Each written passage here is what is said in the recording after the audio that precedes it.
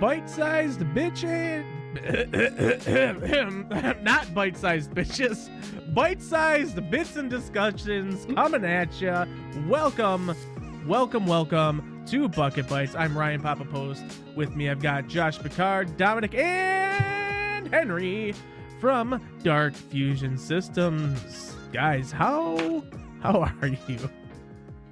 I'm a bite-sized bitch. That's all I know. Yeah. Beat me to the punch. Bucket bitches. Bucket bitches. Oh my god. Well, anyways, so welcome to the show. It's going to be a pretty quick and easy one today. We're going to have a lot of fun. We're going to talk a lot about games. It's very, very heavy on the games today. We're going to be talking about our June game of the month, which is about 2 weeks late, which is fine.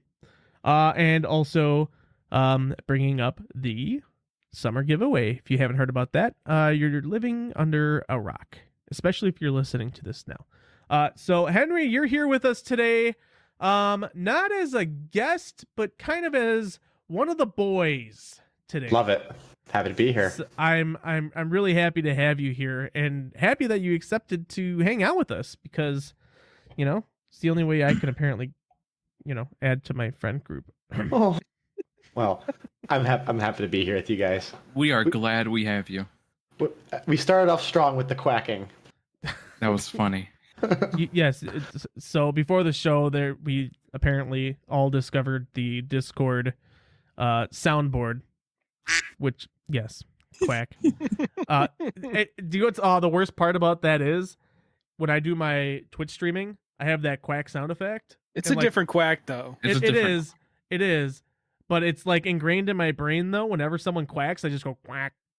So like just the mimic. So like that's gonna be a really tough. So that's how we're gonna get you. We're just gonna, as you're in the middle of a conversation, you're like in a thought, you're going down and just stop and go quack. Exactly. And it's gonna be so. He does bad. do that.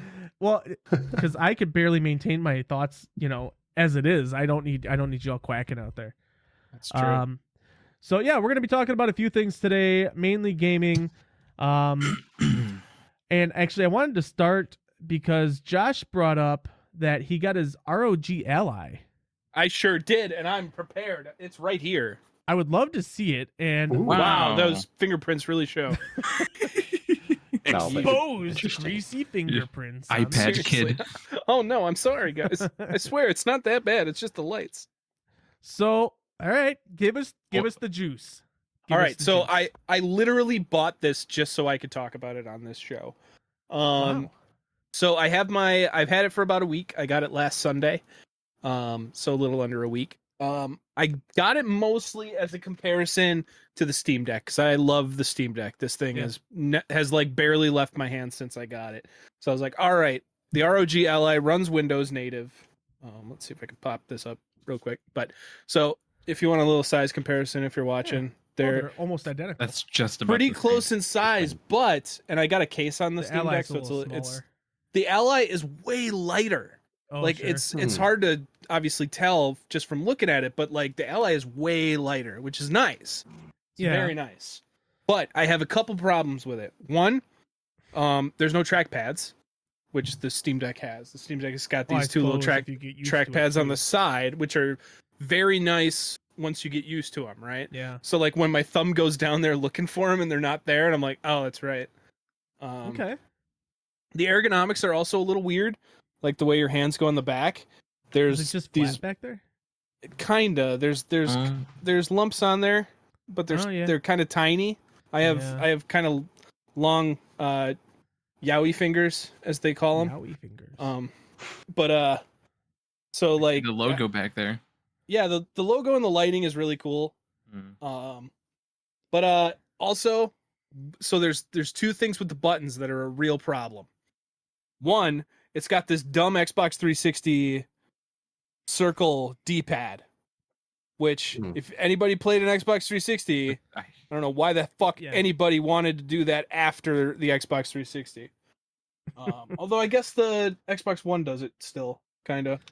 Yeah, but they've done a lot better. It's still a circle. Yeah. So fair enough. They're a lot more tactile, more clicky nowadays. That's true. Yeah. You can like hear it, I think.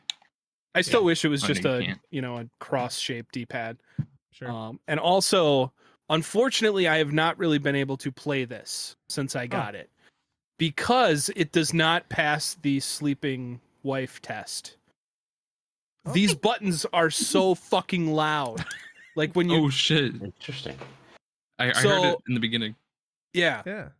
So like just playing, like Aziza, my fiance, has to be like, you have to stop. You have to stop playing that. Whereas the Steam Deck, Oh. it's much quieter when you press the buttons. Interesting. Like Was this it that, wouldn't was even it pick that up. same way out of the box though? Because I've only ever actually held a Steam Deck once for a total of 3 seconds. So what would you say it's about always been kind of quieter? Yeah. Has it? Because it just has to do with the membrane of the button. You know, it's Sure. way like softer just when you press it, which I guess could be a good and bad thing. Like there's more of a tactile feedback to pressing these buttons, but it doesn't really Okay. help you at all. It just makes for a louder experience. Sure. What's the but- battery life like? Or, oh, I'm sorry. I cut you off. Horrible. Okay. So- Really? Yeah, you basically, and oh my god, they've been scrambling. There's been, since I got this thing on Sunday, there's been 3 BIOS updates.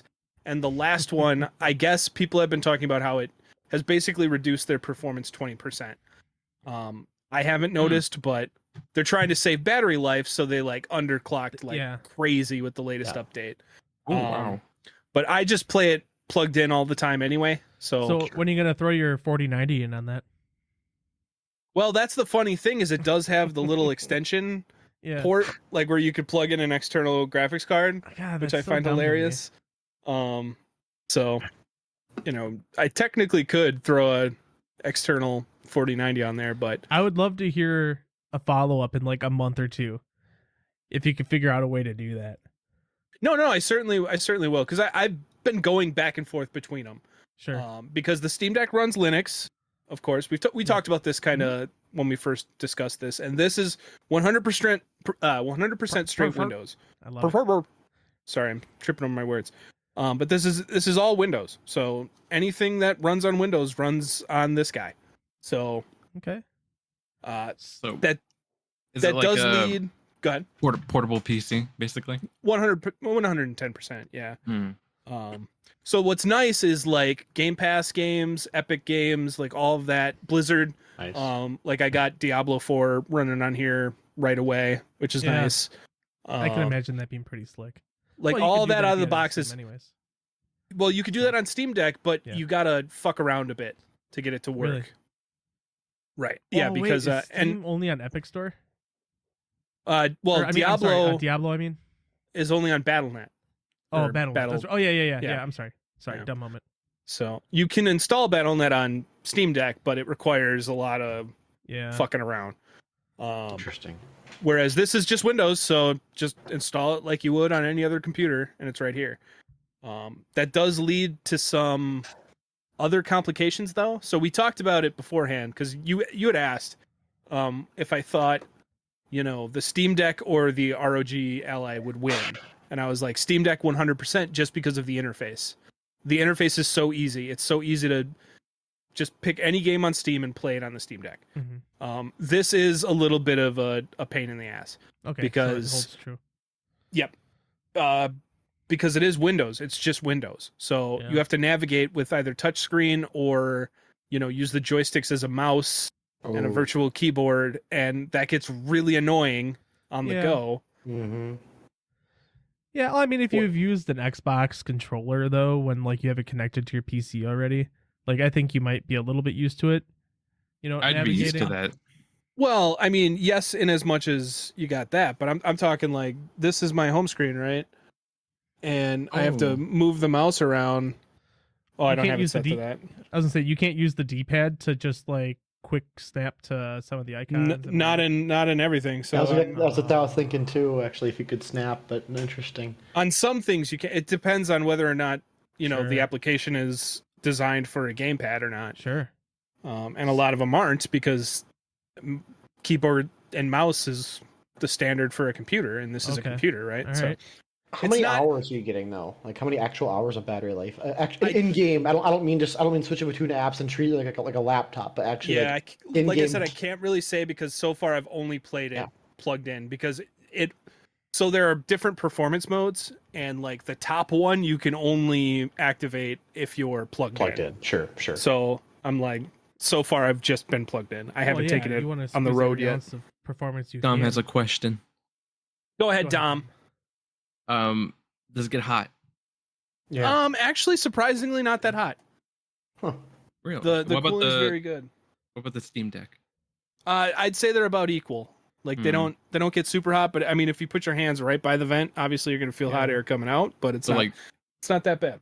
When you touch the screen, does it feel hot, or is it not just at like, all?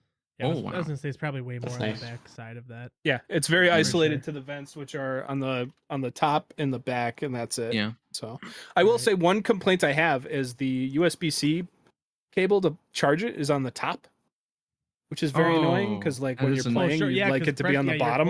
You're pulling it. But And that that's could cause pressure. to be Didn't think fair, about that's that. also the case on the Steam Deck. So Oh, is it? Okay. Well, so you've been shitting on the Ally so far? Is there anything not you shitting, like? not Well, shitting. Is there anything you like about it? Like that So you I think- will say, like, there's pros and cons to the window experience. Like I said, like it is nice to have just Windows, like to be able to install whatever. I can install mods super easy on older games, and it's got that familiarity of just install my game, do whatever, and play it. Yeah. Right? Yeah. It is pretty powerful. Like for a portable device, obviously, for a device Sure. that size. It's more powerful than the Steam Deck, but I'd say they're pretty comparable for what you're going to want to play on it anyway. Yeah. I like the sticks on it, surprisingly. Like I really like how low profile the sticks are. Yeah. especially like a compared Switch to this- almost. Yeah, especially compared to the Steam Deck, which is they sit up a lot higher and they're a lot compared to, bigger. like a traditional they D-pad. look kind of thick? So I do like that. I mean, I guess the main difference between the two is just that Steam OS experience versus the Sure. Windows experience. Well, and they've just upgraded that Steam OS too. Did they? They did, Mhm. and they carried it over. They pushed it public on. Yeah, I saw that it's on desktops PC. as well. Yeah, on PC now. Like if you launch Big Picture, it goes right to it, which is really nice. Yeah. Um, So Henry, but when are we gonna see, emulation though, emulation is this thing is a beast Oh. for that. So if fuck you're- yeah! I didn't even think about that. But yeah, but I mean, with workarounds, you can get that working on Steam Deck too. Yeah, but I mean, right? Like with Windows, yeah. it's just everything's. Oh, bro, Yeah. you could it's like a legit PSP then. Like you could, Yeah. yeah. So Henry, when are we gonna see Sorry, go the ahead. DFS mobile handheld? Oh my gosh. It's funny you bring that up. Actually, in college, I had a roommate, and we were working on something very similar. We never got close, but we were working on something similar to that, unrelated to Dark Fusion. We were trying to use. There was like an open source version. I don't even know how. I don't know how it was licensed. It's probably why it didn't ever took off. But it's called like Moonlight or something. It was like a reverse engineered like NVIDIA game stream tool. Mhm. And what we were able to kind of get close to doing is having like a server set up in our dorm room. This is back at Marquette. I'm gonna dox myself. I went to Marquette. That's on LinkedIn. You can go find Dark Fusion Systems in there. Anyway, but we had it in our dorm room, like our server. Like it was cranking. It had multiple video cards. It was cranking away, and we were able to play like Battlefield and on a Microsoft Surface. Okay. But we actually had like a whole business model and everything out for that. We were actually building, believe it or not, we were actually going to manufacture like handheld devices, but we were going to make them out of metal, and it's going to be this whole big thing. And it turns out to do that would be like $1,000 a pop just for the case. I was like, all right, well, that's enough of that. So you were going to do that NVIDIA game streaming thing before they did. No. They had it. And But I mean those devices, because you can get those now, yeah? Like the Shield? Is that what it is? This was right around the time when the Shield was starting to. Everyone was all about like this is the Steam OS, and this was probably back in 2016. So that all that stuff was really hot back then. We were not doing anything particularly unique, but we the whole model really came around. Everyone gets a video card they get to kind of like lease. That was the real value add. Using it was a whole thing. Didn't really work out because there's people who are a lot smarter. Wait, what? So the way Like you'd have your own video card on the server that you could Correct. lease out, and then What? Yeah, that was the model. So, if you wanted a more powerful, or higher resolution experience, so on, it really depended on your network capabilities, of course, because just because you put a 4090 in this thing doesn't mean you really play 144 hertz 4K. Yeah. I mean, when the server's in Chicago and you're in Antigo, Wisconsin, right? I can't do it. I refuse to do the whole remote gaming experience. No. I can't do it. But it was a pipe dream. I have mad props to Valve and mad props to Asus for figuring out what they did, because I'm not a brilliant person by any means, and we spent a lot of time on that stuff and we barely got anything out of it. I mean, we had a ton of fun doing it, but these people figured out something amazing. So, props. Anyways, As long as you had fun doing it. Right. Exactly. It's not where you went, it's the friends you brought with you. Are you still friends to this day? We are. Oh, okay, good. Oh. I was waiting actually, for the whole... No. I think he was supposed to be a host, but I don't think he ever came on.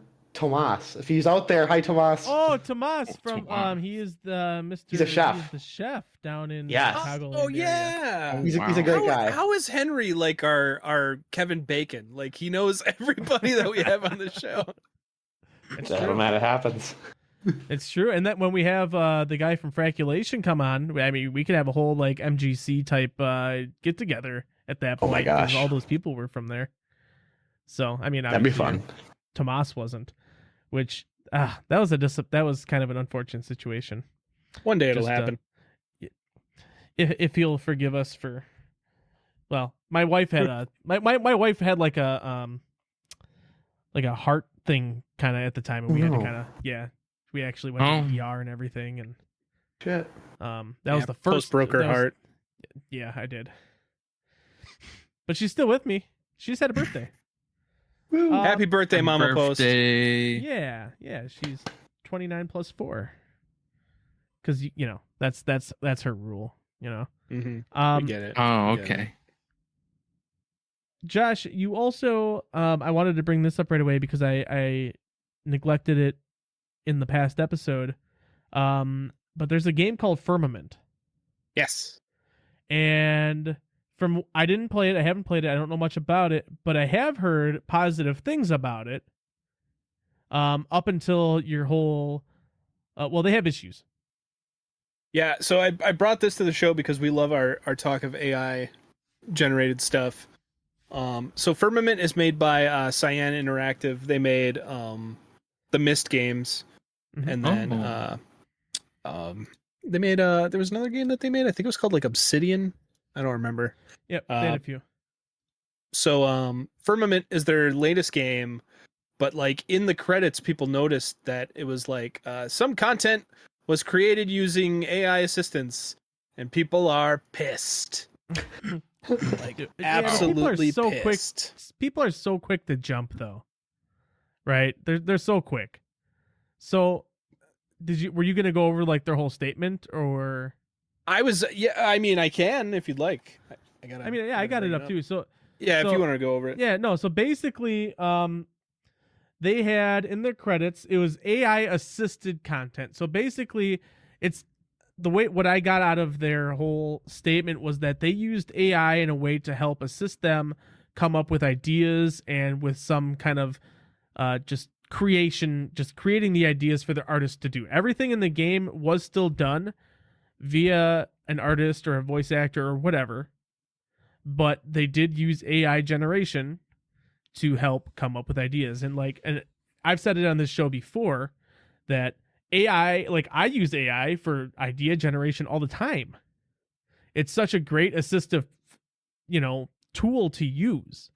Your personal brainstorming machine. Right. Yeah, well, it's my brainstorming because my brain can't do it anymore. So What can I say? One of my favorite things ever lately is to just tell Chat GPT to write me a Python program that does something, and then like I run it and I try to figure out like how it's actually working, and that's how I'm teaching myself new ways to Oh. program.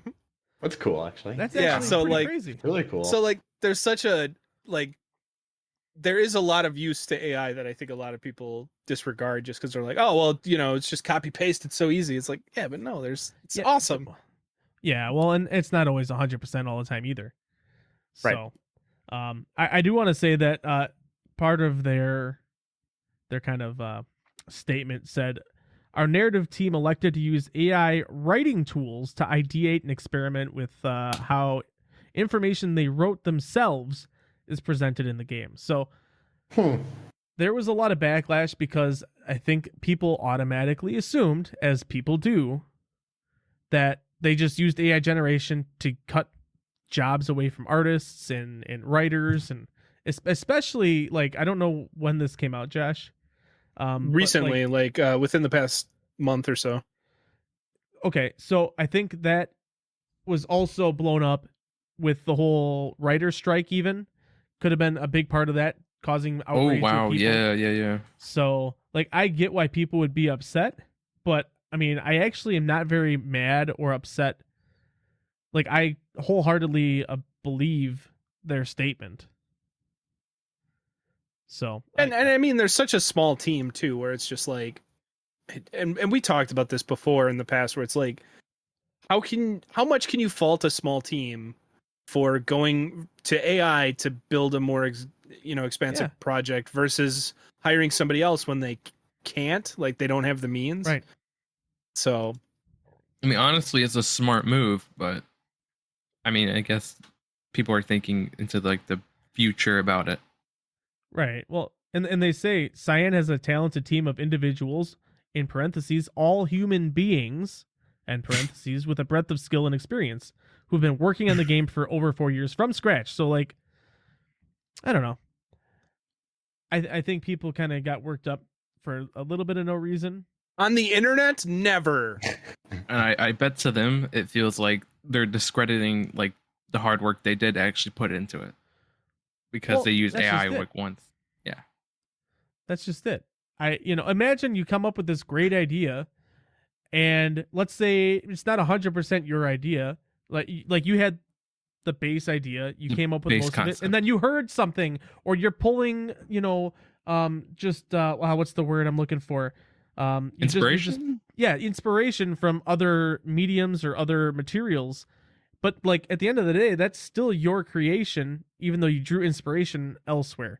And I feel like people are shaming them much more harshly just because it was done via a computer-generated program, which is weird because you'd think they'd be a lot more harsh on somebody that stole content from a human being.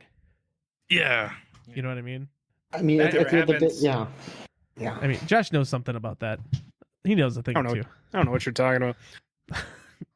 Like, Henry, have you, I'm out of curiosity, just because I don't think you've been part of many of our AI conversations, have you really, like, delved into AI at all? Like, have you played around with ChatGPT? I'm sure you have. So ChatGPT, not much, but I'm going to go back to some former work history, actually.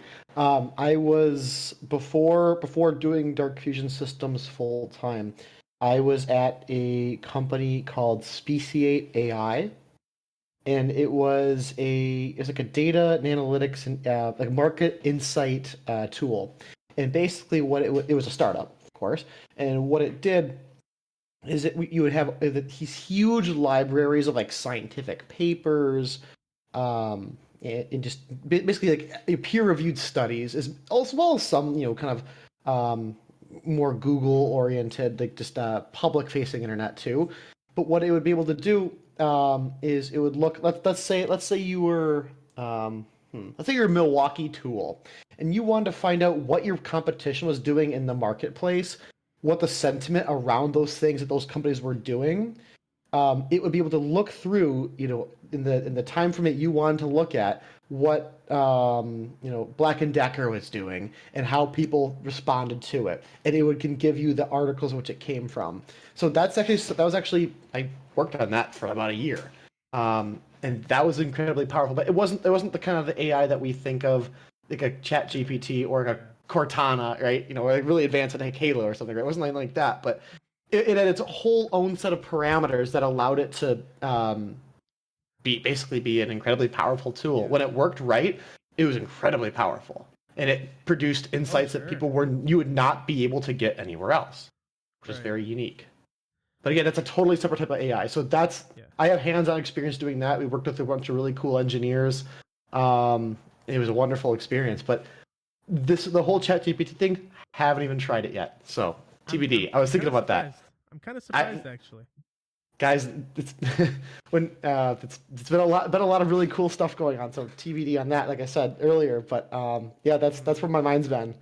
So cough keyboard, cough. Yeah. When you mentioned Cortana, by the way, I laughed to myself.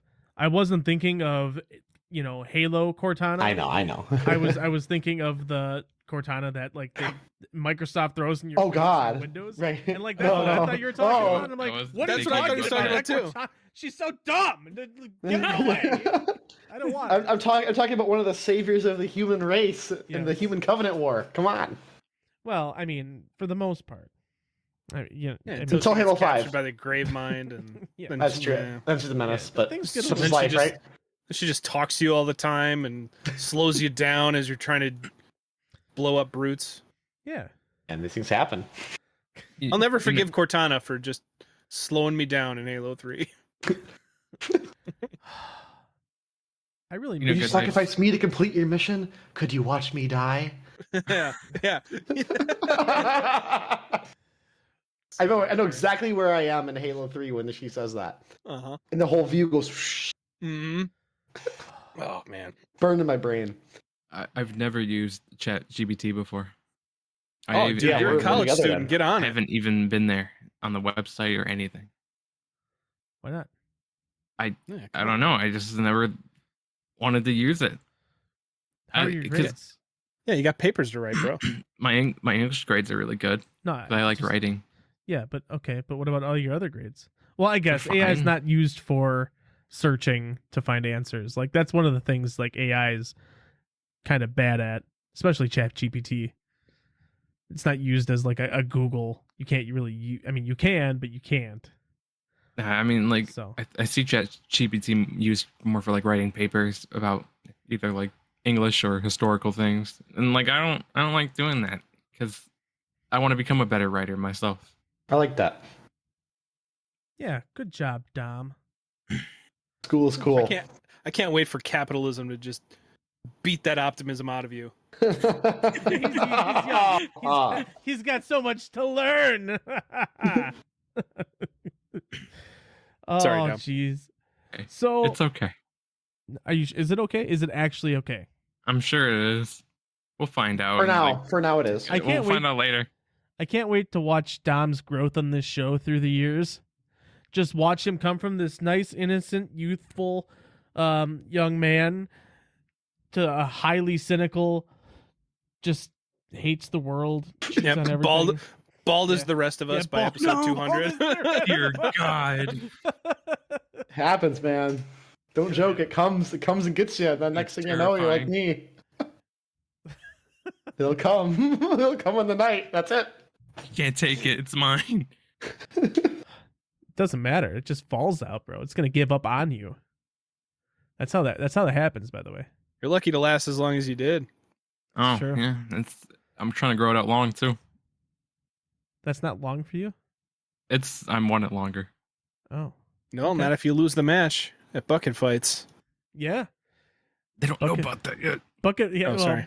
There's a bucket. Nah, we've mentioned the Bucket Fights hair match before. No, we I think we've mentioned hair versus hair match. And like after a show we did, but we never had a promo for it. Okay, well, it's No, it's ruined. Save it for next time. Come on, nobody's gonna hear this. Anyways, so Henry, you're with us today. I am as a host, but kind of a guest. And because it was your first time kind of coming on, you're going to be on, maybe once a month, or we'll see how that schedule fits in. I love that. As it being your first month, we wanted to give you the opportunity to choose the game of the month for the month of June, since it's your first time kind of being part of the show. So would you like to share what that game of the month is going to be?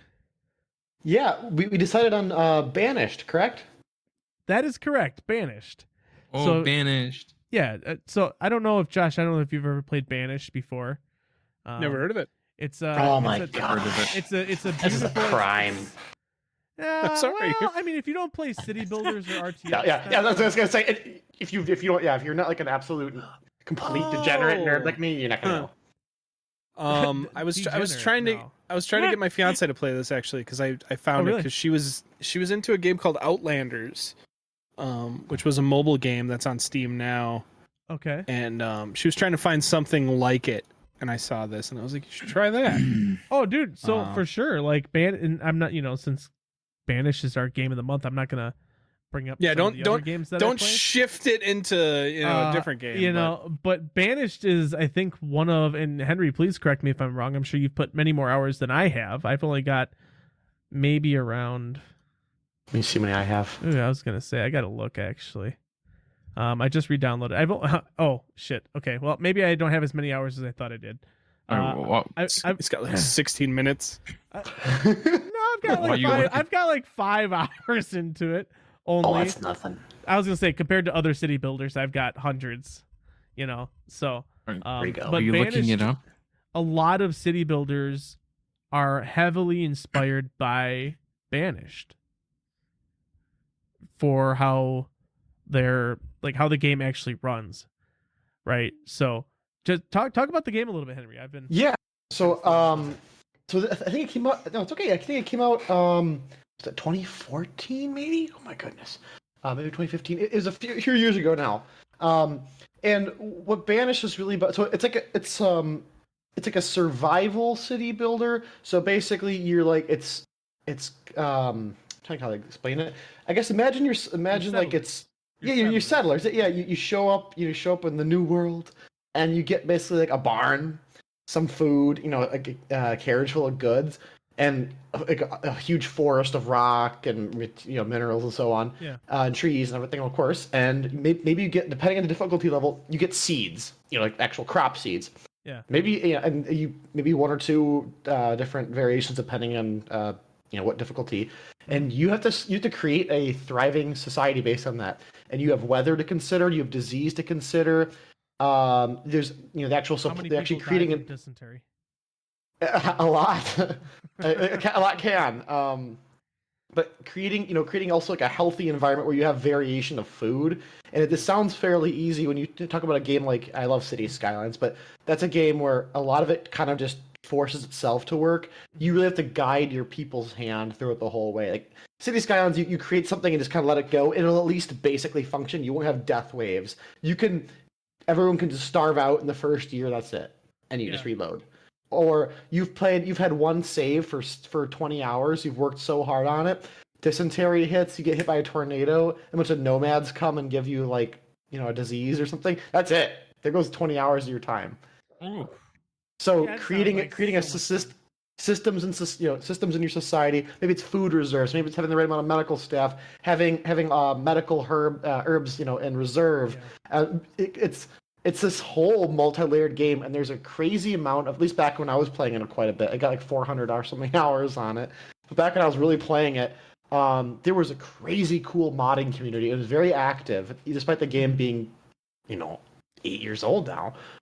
There was quite a lot of mod support. So I kind of want to get back into it. It was a ton of fun, and you can get lost really quick in a good way. Yeah. You can get yourself buried in all the cool. Okay, here maybe if I create this mechanic, or maybe I put a mine here, I put a smelter over here. Like I can create like a zone of traffic that's only going between these two units. But then I put like a bar, so they all finish working. They go to the bar, they're happy, and they go to their home and sleep, and they're not running across the city, freezing to death in the winter. And maybe put the farms in a certain area. So you create these efficient systems. It's kind of cool. It's very nerdy, very cool. Easy to get lost. It's a huge time sink. Like you don't realize it either. It's like playing like a game of Civ. It's a one more turn kind of Civ thing. Exactly. It's, you get to the next tier and you're like, oh, but I can do this. I'm notorious. I play a similar game that was heavily inspired by Banished. I'm not going to say the name of it right now just to keep the focus on this particular game. But I'm notoriously bad at finding better ways to do something. So I just totally scrap my city and start completely over because I'm like, oh, but this is way more efficient. And now Do you do that at all? I sometimes, and actually, Banish is kind of cool about that. Well, it depends, you know. If it's like a revolutionary thing, yeah, sometimes I will. But Banish is cool. Well, Banish, you might want to get back into Banish then, because there's a lot of resource reclamation opportunity. So if you do want to change things, no, you want to have the infrastructure to be able to take a supply shock like that, right? If you knock out your only mine in town and you are running low on iron to build pickaxes, so you can, or general axes to like make firewood so you don't die in the winter, and you knock out your only source of iron, like you're screwed. You might as well GG. But if you have the infrastructure to handle it, you can start to modify things as you see fit. Oh my gosh, my population's boomed. I've created a suburb or something, and I can't have a mine here anymore because it doesn't make sense for my economy or my operations. You can start to you can start to dynamically make yourself more efficient. Does that make sense? It's cool. No, it does. So I'm so jealous for someone who's never played it before to pick it up for the first time. I mean, it's awesome. It was a wonderful time. Well, Dom has not. I'm pretty sure Dom. Well, neither has Josh. I've never played it. But to be fair, like you're talking about all this stuff, it's going way over my head. Like I give it 2 hours. Give it 2 hours. See what happens. Okay, that's fair. I can't keep track of all that stuff. You know what I mean? Like I'm such a monkey brain where I'm just like I see flashing lights and I want to click that. Like you know what? Like I can't. Like which is weird because I'm like a computer scientist in my daily life. When are we going to Pato? Dude, I just went to Pato for the first time. It was awesome. What? Did you really? Yeah, like like a month ago or so, 2 months ago. Anyways, yeah, it's great. My first time gambling ever. I was like, oh, geez, I gotta get out of here. This is dangerous. It's scary. It is scary. But no, actually, it was fun, but I'm not. It wasn't like worry. But like, I have an admiration for the type of people who can have that type of awareness and like focus on the game. Like Henry, you talking about like optimizing your economy and like I'm like that's awesome. I could never do that. You could, but that's the thing. I don't know if I could. I don't know if I could. I thought the same thing. But me too. For reason, you know what? Fair enough. Still to this day, draw me in. Because I played I played SimCity 2000 back in the day. I played City Skylines when it first came out, and I don't know, never really gripped me too much. You might like this one though, because there's a more sense of an urgency to Banish. Can I make tornadoes? And City Skylines, like, oh no, my system's not efficient. Like, but you don't have to worry about food, crops, weather, diseases, just sinkholes or whatever. There's right? The potential of an end game. There is exactly. There really is. City Skylines is a wonderful game, but there's not real risk. It's a video game, right? It's just not a real risk, yeah. Right, which is still cool. But also the UI in this game. Sorry, I'm going on a rant here, you guys. But the UI in Banish. It's for. I'm super heavy duty ADHD, and it really you can customize where you want the things in the UI what to show up to. Yep. So if you only want to focus on certain things, you can just actually block out. You can actually redesign your UI. I don't know a lot of games you can actually do that and customize it to how your brain works. Yeah, that's cool. That's very unique, and I think it's only one person who developed the game too, or at least a very small squad. It is a very small team. Which is, just like the Seuss thing and the Valve thing. Props to these people. It's tough out there, and people who pull this stuff off. Amazing. Oh, for sure. Only respect. I've never been really into like city builders, so listen to all these negative Nancy's. It's not negative. It's just not our cup of tea, brother. Tom, give it a try. Give it a try. Give it an hour. Give it a try, but like, no, you gotta give it 2. I don't know. It's really it's got to hit the right spots for me to be really into it. I think the urgency does it for a lot of people. I'm very picky, If the music's like mediocre, I might panic. There's banging music actually. In Banish, the music's decent. So now I'm hopeful. And there's mods for better music too. Oh, well, yeah, there's a lot of mods. So what we typically do for our game of the month is we will have a giveaway set up, and like you would go and enter and join or whatever. I think what I'm going to do for this one is I'm actually going to do, so I put out a calendar not too long ago, and on Monday next week, I'm actually going to be, or unless one of the other two here would like to stream the game on the Bucket Bytes channel as our game of the month feature. And we were just going to give away a copy there to somebody who was in the chat hanging out. I figured that would probably be a pretty fun way to go about it, just because on the shorter month, and if the turnout's not that great, maybe we could do something just at the end of the month too, during one of the shows too, because I think our last episode of the month is next week, because we are off the following. So just to throw it out there, but like I said, I know I will for sure, unless one of the other two would like to do it instead, be playing Banished on the Bucket Bytes Twitch channel on Monday. So keep an eye out for that, and we will be giving away a copy. And if you already own it, maybe you can get a code for, Furthest Frontier or something instead. So anyways, that's I'm not going to go down that road. Speaking of video games, we just had a pretty crazy week in gaming news, just in general, from the whole Summer Games Fest. It started with the PlayStation thing. We kind of talked about it before last week. But then we had the Xbox, we had Ubisoft, we had, a bunch I say of Ubisoft things. too, though. So. I know. I've been trying to train myself to say Ubi, because that's how they say it. Mm-hmm. So I would like to hear, for those of you who watched, I know Henry, you've been slammed. So I'm not going to ask you, but Josh and Dom, whichever one of you wants to start, just if you want to, key highlights from the shows. Monkey Island. Monkey Island what? Sea of Thieves, yeah. Okay. Sea of Thieves. That was my big thing I really wanted to ask you, because I was actually doing I was watching it live on my Twitch channel, and Dom was hanging out, and I'm like, oh, it's Monkey Island, but like, why do I feel like Josh is gonna hate it just because it's Sea of Thieves? I don't hate it. No? Are you gonna play Sea of Thieves now just to do the Monkey Island stuff? I've played Sea of Thieves. I think we should. I don't hate it. I think we should do a Bucket Bytes thing where we all play Sea of Thieves. I agree completely. So I heard the Monkey Island theme song start playing, and I immediately yelled. I was like, Monkey Island, and my fiance was like, "Stop yelling!" And I was meanwhile, in our living room, there's 4 Monkey Island posters on the wall.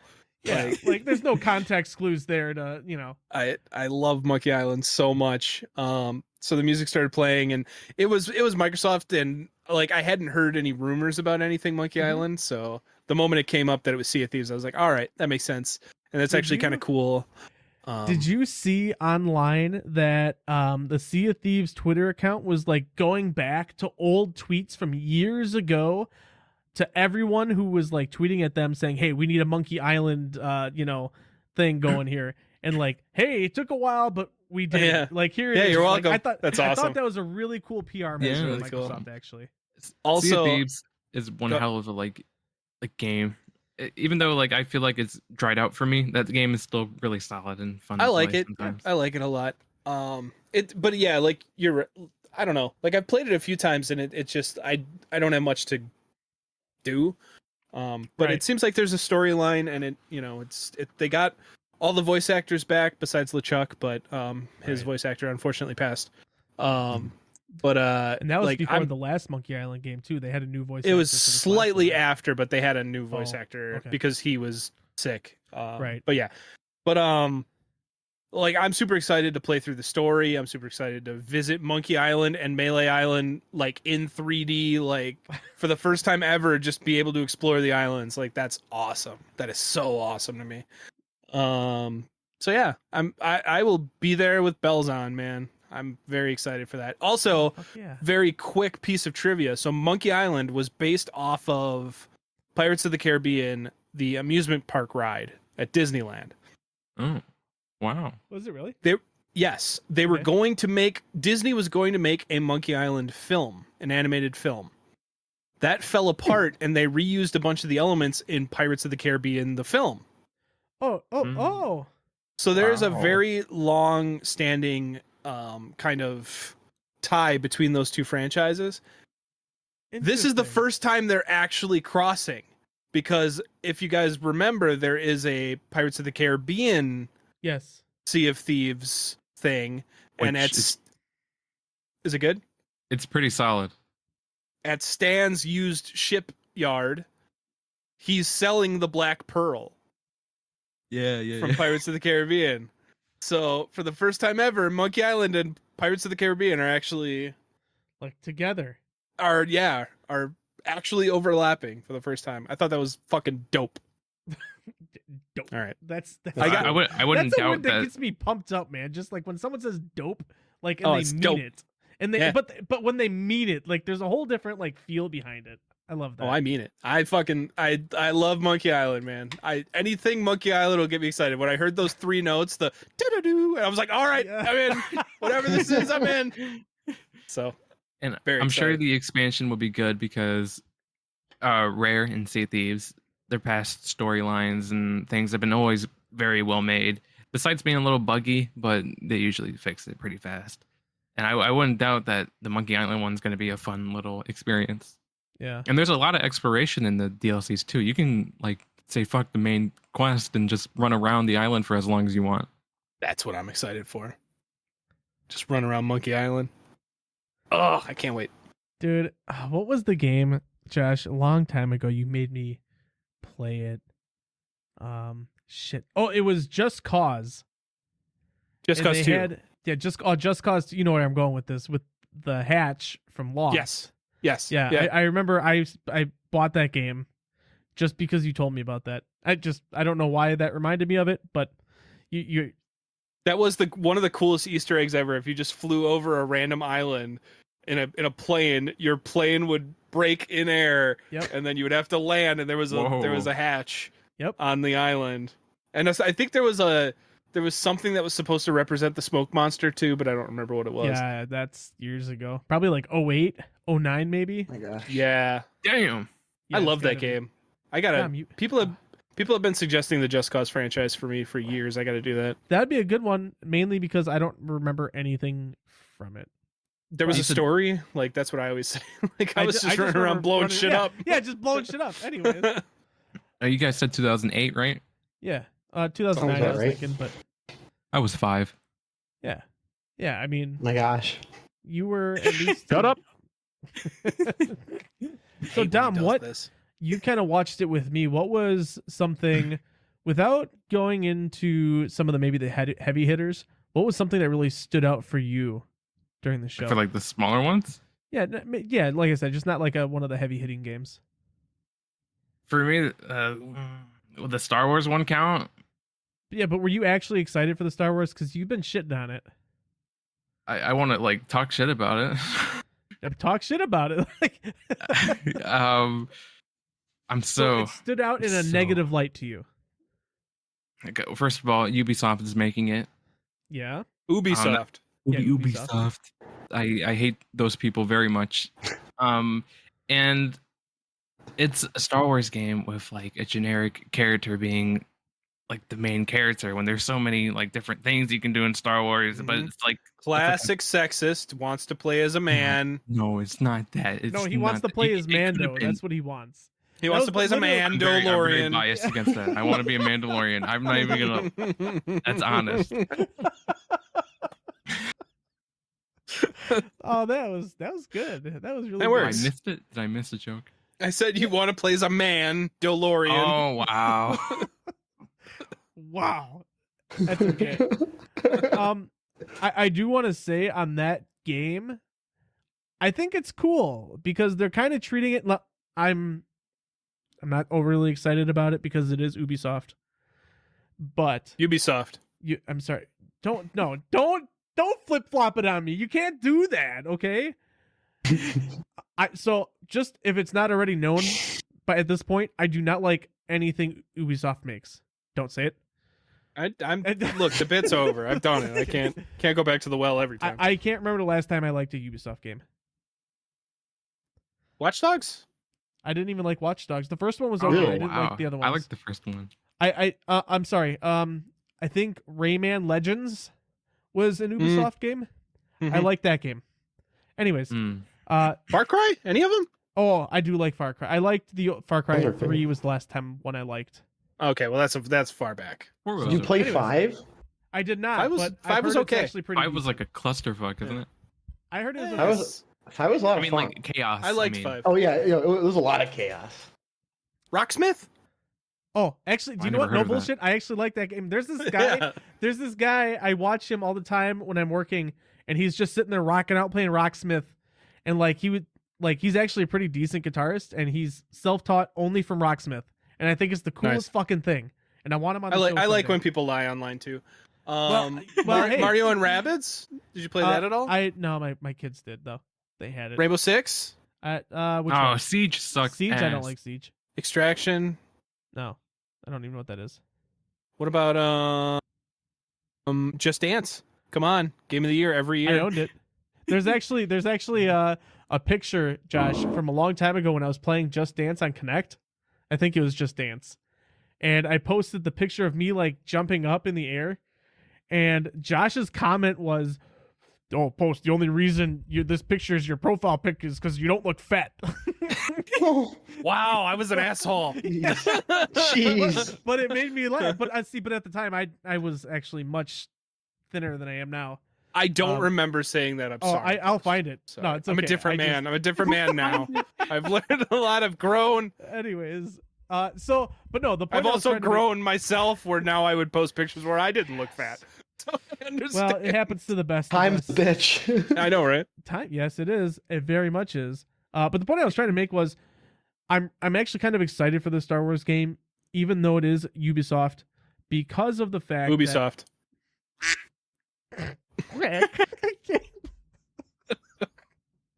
just for the fact that I think it would be really cool to have a Star Wars GTA-esque smuggler kind of game. And that's kind of what it is. It's an open world smuggler game. They have a wanted system for for Jiminy Christmas Kind sake. of cool, actually. You know? I'm gonna be very blunt about it. How I feel. I'm very concerned about this main character. Like Because very she's concerned. a woman. No, there is very good woman like leads in games, like Laura Croft, the Hellblade chick. The I don't remember it. I know everyone likes her from those games. Senua? Sure, I don't like those games. Okay. Because there's a woman. No, it's not that. Stop. Quack. Anyway, I'm just concerned that's going to be like a very generic Ubisoft type of character. Ubisoft. What they showed did look it honestly, it looked nothing like an Ubisoft game And like I said did before, not. At all, period. But wasn't it mostly cinematic? There's a gameplay trailer. Post was telling me they about. showed a bunch of gameplay at the Ubisoft Connect the next day. Got it. I didn't see any of that. And I watched, it was like in 45 minutes I think of gameplay or whatever, similar to the Starfield type thing that they did. Right. And it looks pretty extended good. look type deal. Are you a big Okay. Star Wars guy, Henry? I mean, of course, like a lot of people grew up with the original, trilogy, and then the sequel trilogy. I saw the latest films in theaters, so they're just not that great. Sure. Anytime you criticize them, it's like, well, you this and that. They didn't go in with a plan. It's evident they admitted it. Mhm. Like the talent was there. Yeah. The money was there. Leadership wasn't. That's my personal opinion. That's a good overview, I think. You got some of the best people on site. Get someone who knows how to lead the damn team. That's it. Well, that's why I think the TV franchises are going way better because they got what's his name? John Ferrari. Ferrari? I Is forgot that what his you just name. called him? It's Dave Filoni too, right? Ferrari. And John Ferrari. I don't forget his name. It's John Favre. Favre. I thought it was kidding, Favreau. It's Favreau. I'm sorry, I was making a Brett Favre joke. Yes. I'm like, wait a minute. You could have pulled. No, it's John Favreau. Yeah. I didn't even know that's how you say it. Yes, it's John Favreau. But yeah, like he seems to kind of have a grip on everything since well, I guess Book of Boba Fett wasn't good, but Okay, I didn't hate it. yeah, it's okay. So Henry, just to kind of bring you in just a little bit. Yeah. What was your favorite? Just while we're on the topic of Star Wars games, what was your favorite Star Wars game? Holy crap! Okay, does it need to be recent, or can it be any of them? Any. All time. Okay.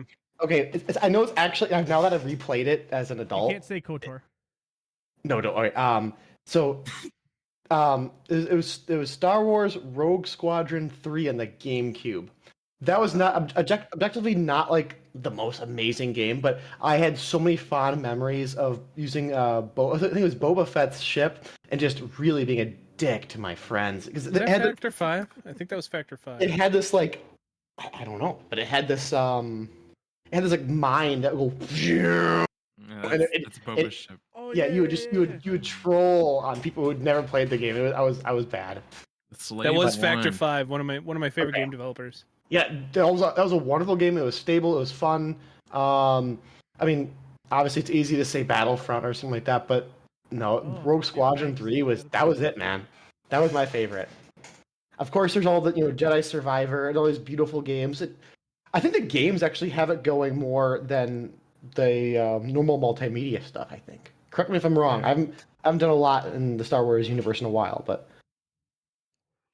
It's funny. The sound you made is one of my like sound alerts on my Twitch streams. Yeah, it is. Yeah, I love it. I love that noise so much. It's cool. It's haunting, right? It is. It's even though there's no sound in space, it's still fun to imagine. Have you guys played the most people have, but the Mass Effect games?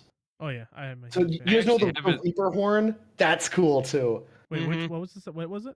The Reapers. Mm-hmm. Oh yeah. They come and like cleanse the universe of life. They have like that Reaper horn. Yep. That's a haunting throwback, or the laser song, or whatever it is. Yep. When they're invading Earth, I think, or when they're invading some planets, not Earth, but that was a throwback. Mass Effect 3. Okay, yeah. So many cool. The sound engineers behind that. I don't know, man. After replaying Mass Effect 2, I don't know. You don't like Mass Effect 2?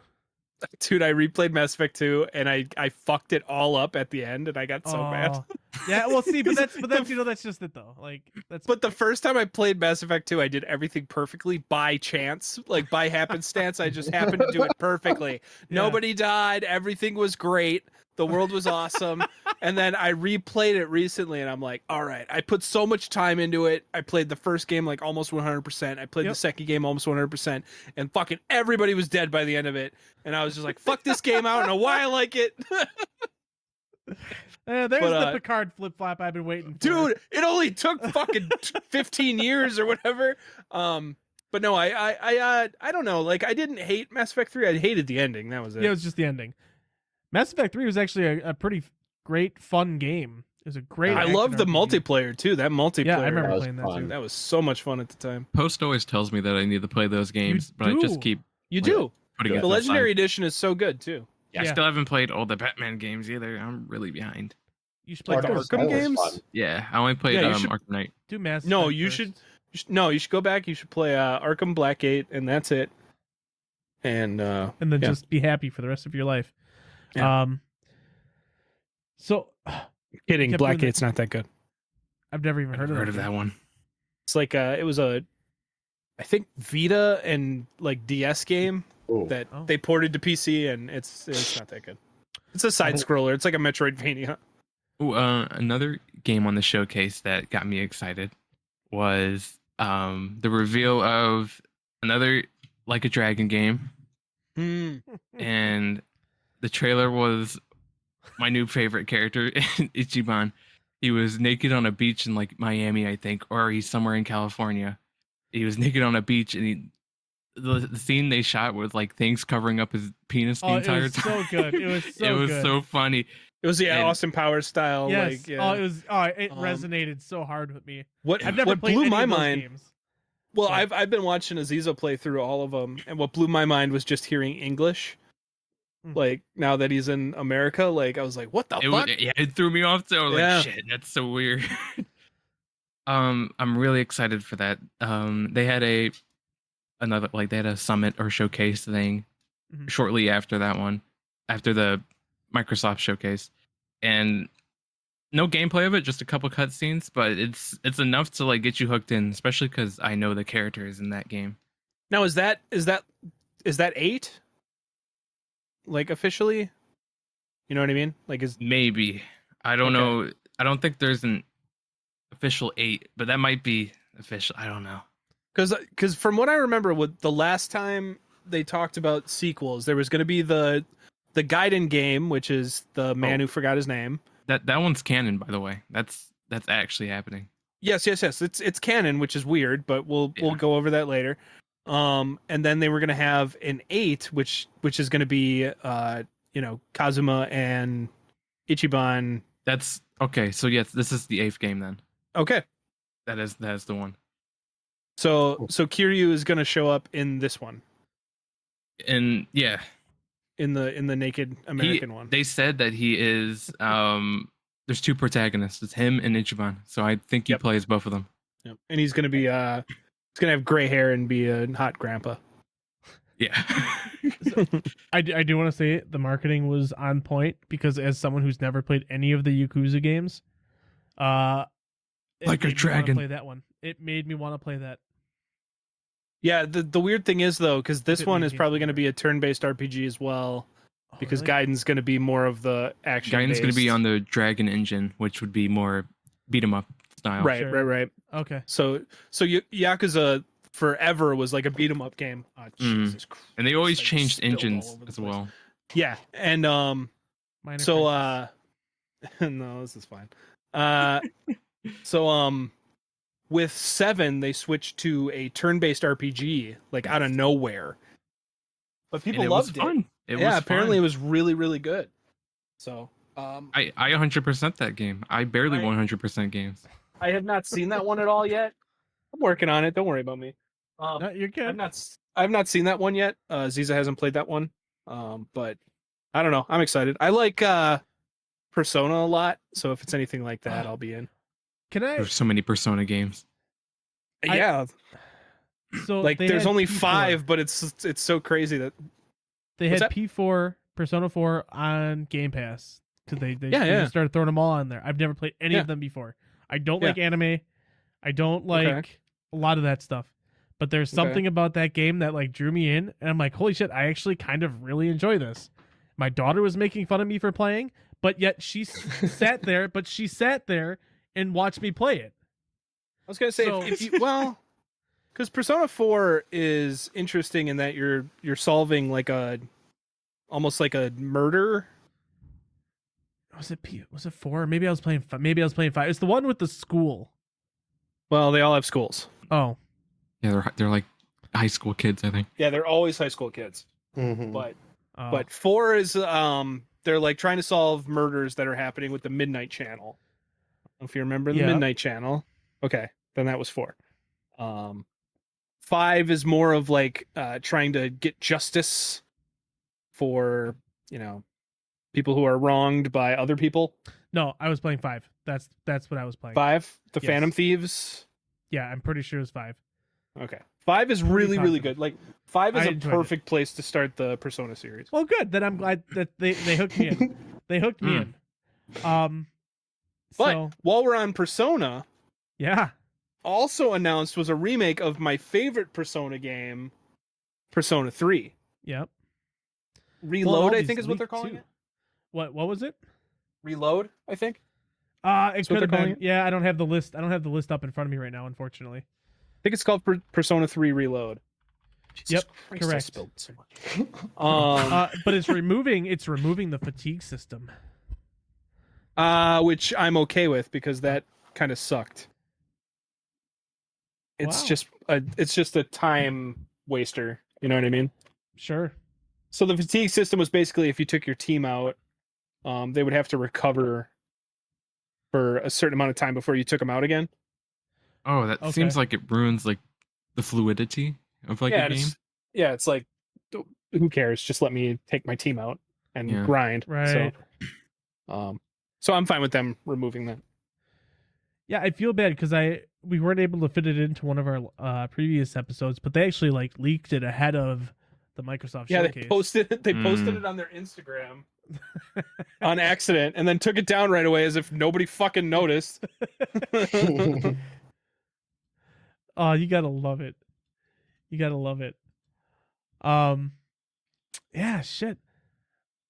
There was a couple other games, but before we continue on with the showcase, and it'll give Josh a moment to finish up. Thanks. I did want to bring up that for all of summer, Bucket Bytes is doing a giveaway. If you haven't heard of it by now, you're living under a rock. We're giving away a Dark Fusion system. I'm sorry, what? I forgot he had that up. Oh. Yeah, Josh has his BRB I hate Dom screen up for some reason. But it's okay. It's okay to be hated once in a while, Dom. But anyways, so we're giving away an awesome system from Dark Fusion Systems. It's valued about $2,000. It's got a 3060 Ti. I forget. It's got an AMD processor. I forget which one, but it's 6-core. Yep, 7600. Yeah, it's a 7600. I know Intel way more than I know AMD, so forgive my ignorance. That's okay. Can you explain to me real quick, Henry, why, like, I laugh about it, and I joked about this last week, that the system is like it screams like, 1440p 1080p like resolution, if you're like for gaming, right? Mm-hmm. But it's got this really high clock DDR5 RAM. Yeah, so it makes me laugh. So I'll give you, I guess I'll give a really high level explanation as to why that is. Yeah. So particularly AMD, though we actually use like the same speed and CL speed or CL rating on all of our AMD and Intel builds, but AMD in particular uses something called Infinity Fabric. It's a technology that they had where basically the Ryzen chips need fast RAM in order to do their job properly. Okay. I'm not going to go into the technical details, but Ryzen loves RAM. Ryzen wants low latency, high speed RAM. So that system has DDR5 6000 megahertz. It's like CL30. Yeah. That's fast. So effective timings are low, which is good. You want low timings, right? You don't want delay. That's basically we use like 2 or 3 kits in all of our builds. They're just really high quality, solid, reliable kits, and that was one of them. Okay, all right. So that's the high level, right? No, that's high level explanation. More sense to me. And you Ryzen mentioned wants in the it. chat last week. You mentioned it, and I'm like, yeah, I kind of understand that, but I'm not a professional computer builder. Yeah.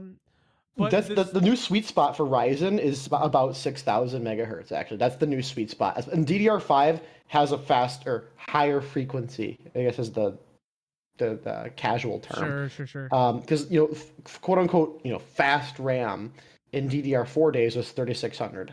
Now that was the kind of the quote unquote sweet spot for last gen, the 5000 series. Sure. But now we want about 6000 CL30. Thanks for making me feel insignificant down here. No, you should. No, and that's a great place to be. But yeah, basically it's it's a really solid build.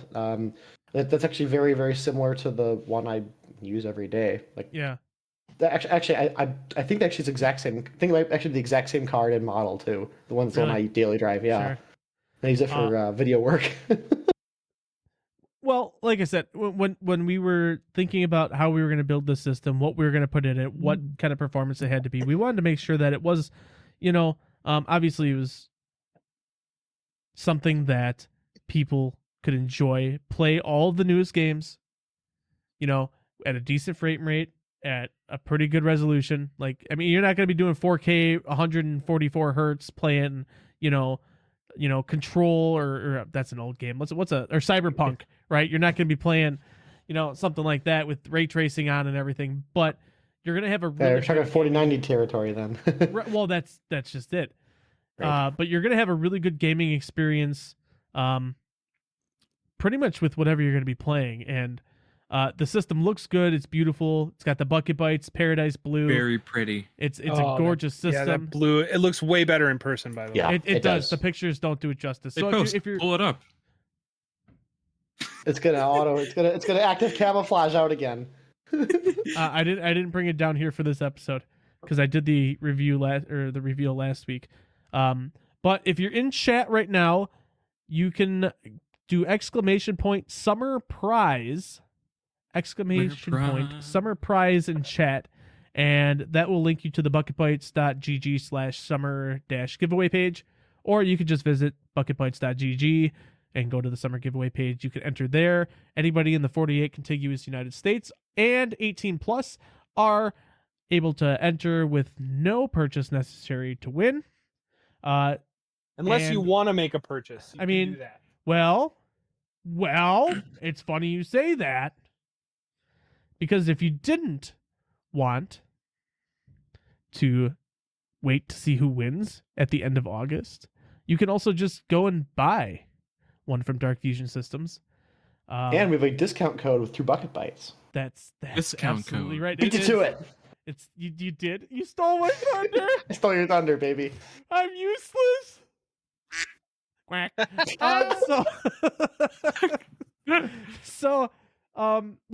go to darkfusionsystems.com.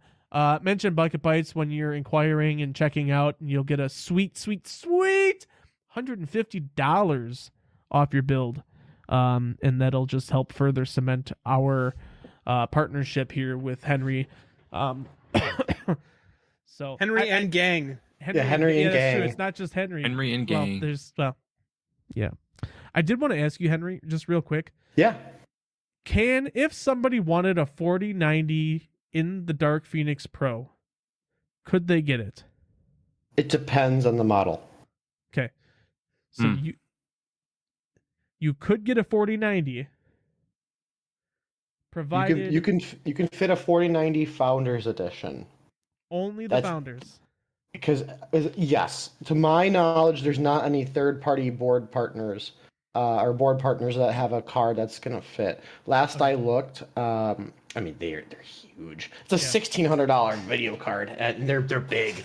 I mean it's like $1,600 in plastic. It's a big card. Yeah. I mean I have a Pro. It's dark in here. There's a Pro actually right there. Okay. It'll fit. But it's got to be a Founders Edition. Right. Well, I only ask you that because I was at work the other day and I was talking with somebody, and they want to build a really discreet sim build. Okay. And he wants to go, and I don't think he needs to go 4090. Like, he definitely doesn't.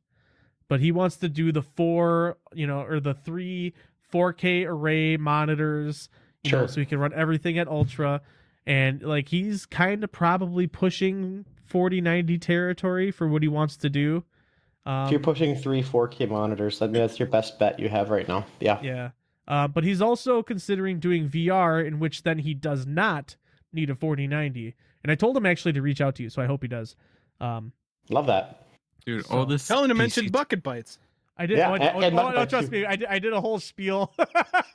Excellent. I did a whole thing. So yeah, you can go to bucketbytes.gg. You can enter there to win a free PC. That drawing will happen sometime in September, as the final day is August. You gotta make that smaller, Josh. Days without Josh spilling something is at 0.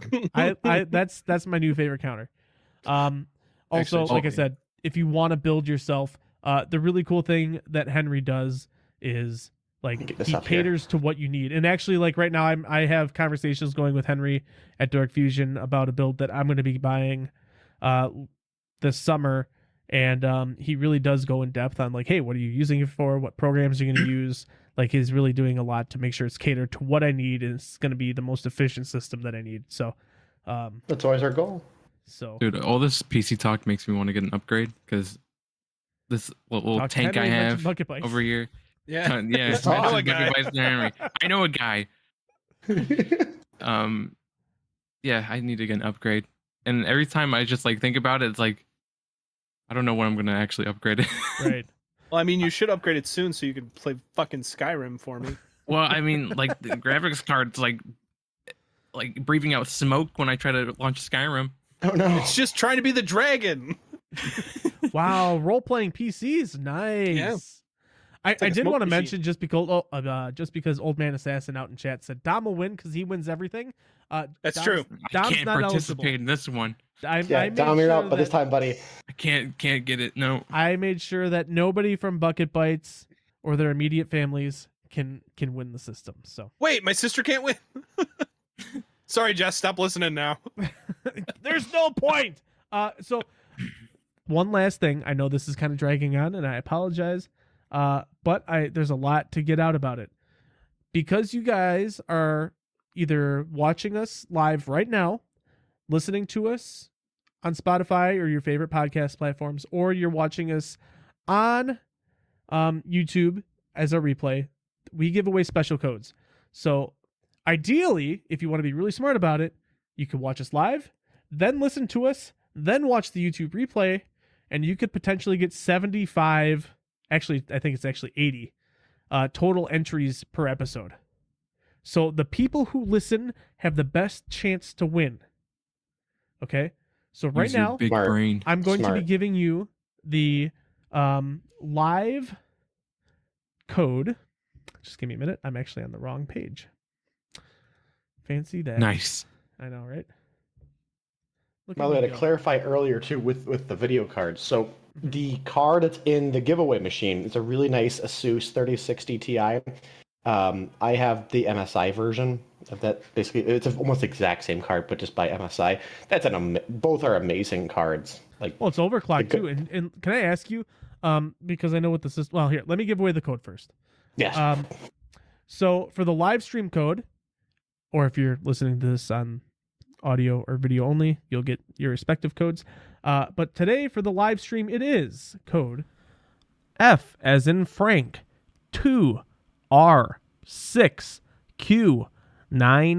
2R6Q9T1. Okay.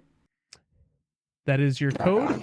You can go to bucketbytes.gg, go to the summer giveaway, go to the correct section for special codes, and you get, I think for the live, you actually get 30. And then for the audio and for the video replay, you only get 25. So Sorry, last I punched thing. my microphone twice. that's okay. One last thing It that we didn't do pick on it that is if you interact with our social posts, whether it's a picture you're liking, sharing, retweeting, whatever, every now and again, we're going to find somebody that's helping share our stuff, and we're going to reach out to you in a DM and say, hey, thanks for being awesome and helping us out. And we'll send you a code for even more points or entries. So we really do want to encourage people to listen and share and be awesome. yeah, Whew. that was a lot. I love it. There is a lot to that giveaway, but there's, it's a big deal. It's a A really lot big of deal. is. details. It is. So It's an awesome thanks- machine. Seriously. Thanks to Josh from Suggestive Gaming for being part of that. Really do appreciate you, brother. And I don't just spill champagne. I also spill generosity. yeah, you do. So quack.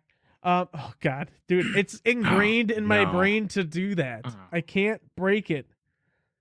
I'm sorry. When I live stream, someone quacks, I quack. So back to the Summer Games Fest recap. Specifically the Microsoft. There was two things I just wanted to say. Number one, they could not have started the showcase for Microsoft any better than they did With Fable? with Fable. I will say that I was slightly disappointed at how the show ended, but they couldn't have started it any better. And Josh, I'm kind of curious because I believe that you were a Fable lover. I loved me if 2 and 3. I never played the first one. Okay, you never played the first one. I loved Fable 1 and 2. 3 was fine. 3, yeah. Let me clarify. I loved playing 3 co-op. If I was playing it alone, it would probably be fine. It was just a fun experience with who I was playing it with. Right.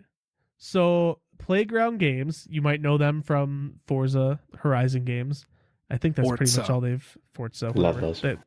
that they've. I think that's pretty much all they've done. But they were tasked with creating a new Fable, And I thought that the trailer that they showed was all CGI. Like, I figured it was just CGI trailer. And I even told Dom that when we were watching it live. I'm like, oh, man, I can't wait to see what the game looks like, until we went back and watched it. And I'm like, oh my God, it says gameplay. Like, whatever. Like, there's cinematic gameplay. So it really reminded me of a game called Bramble, which kind of has this like Alice in Wonderland feel, where like you're kind of like really small and everything else around you is really big, and there's giants and trolls and whatever.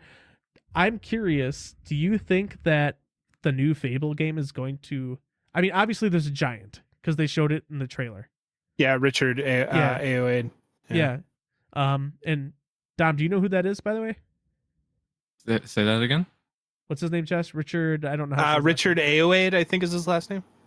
Probably not, no. Oh, he actually voiced a robot in The Mandalorian. Yeah, he's IG... IG-88? No, IG-88 was the... Wasn't IG-88 the one from the original Star Wars? Oh. The battle droid. Did he play the battle droid? The assassin droid. Yeah. That I don't want to spoil too much, but that was also like 5 years ago. He ends up reprogramming him, and then he's so he played him. Well, but I mean, he was also in the IT crowd. He was in and that's where he's better known for. I was trying to think of something that Dom I figured Dom might know because it's Mandalorian. But anyways, besides the point. Everybody should go watch Garth Marenghi's Dark Place, which he's also in, which was a fucking phenomenal TV show. My ringtone is actually from that show. It's only 6 episodes. Go watch it. Really? Yeah. Okay. Duly noted, sir. But he's got a great voice. Oh, it's very soothing, for sure. Let me ask you this: do you feel like what you saw made you excited for the new Fable? Ish. Okay. Do you feel like they're taking Fable in a way that's so like something that was great about the older Fable games is that you kind of like, obviously they kept that cheeky British humor, right? Mm-hmm. But it was more of a, like, it didn't take itself too seriously, and that's what I think most people loved about Fable. Do you feel like they're taking anything, like any of that away? No? Not from that trailer. They were kicking chickens. Right. Well, yes. Okay. They were kicking chickens, and they had the side. I feel like it's going to be a more serious take, while keeping some of. Well, hold on.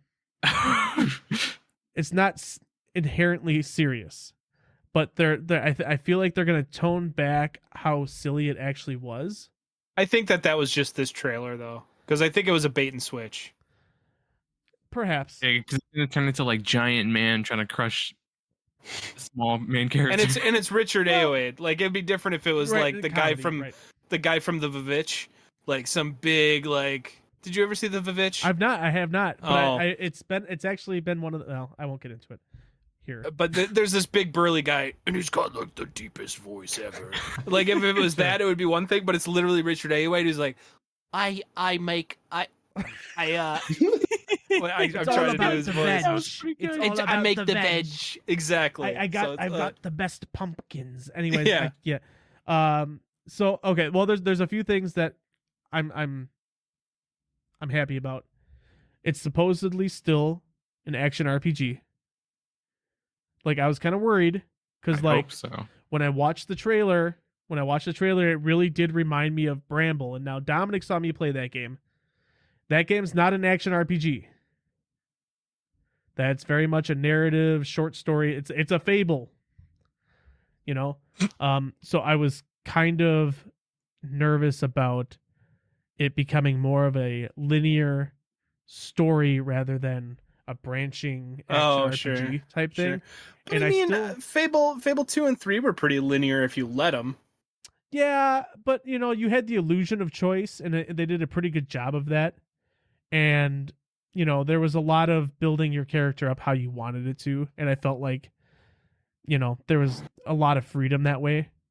where it has a game like, and I keep saying Bramble because it really did remind me of Bramble a lot. I gotta check that game out because I love that game, by the way. Have no frame of reference. So Bramble's basically, well, you'll maybe hear more about that game later, but Woohoo! Yeah, spoiler alert. Ooh. And another thing in the showcase me and Post were excited about was South of Midnight. Post and I. We were excited about South of Midnight, which was remember the guy with the banjo? Oh yeah. Oh yeah, that was kind of interesting.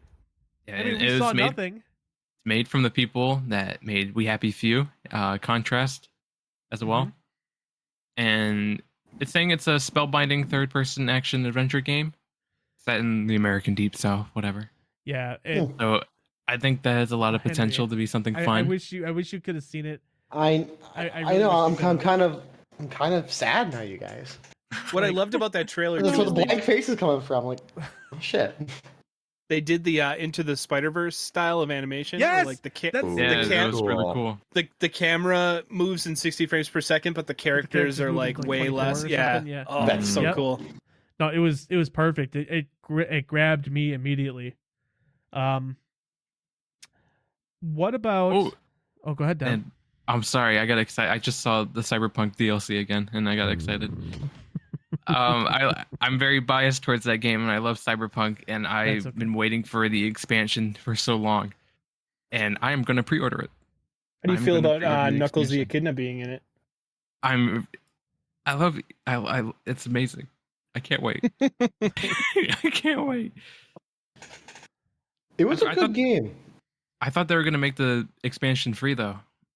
No, they never said they were going to make the expansion. I thought they did. That might have been another game. There's a huge misconception online right now where they thought they promised all this stuff because the game sucked at launch, that they were going to offer all the free DLC and whatever, and all the expansions were going to be free. Like that was a misconception.